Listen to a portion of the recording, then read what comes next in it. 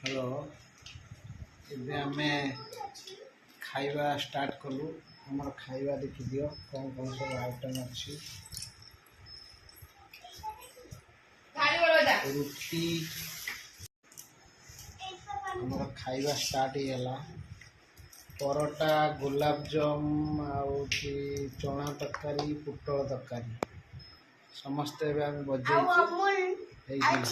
ମୋ ଝିଅ, ମୁଁ, ମୋ ମ୍ୟାଡ଼ାମ୍ ସବୁ ଏଠି ବସିକି ଏବେ ଖାଇବା ଷ୍ଟାର୍ଟ ହେବ।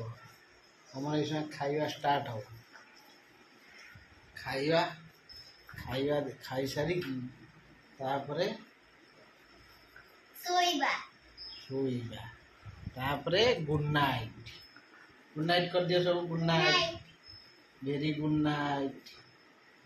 Good night. ଖାଇବା କେମିତି ଲାଗିଲା କହିବେ ଆମକୁ ଜଣେଇବେ।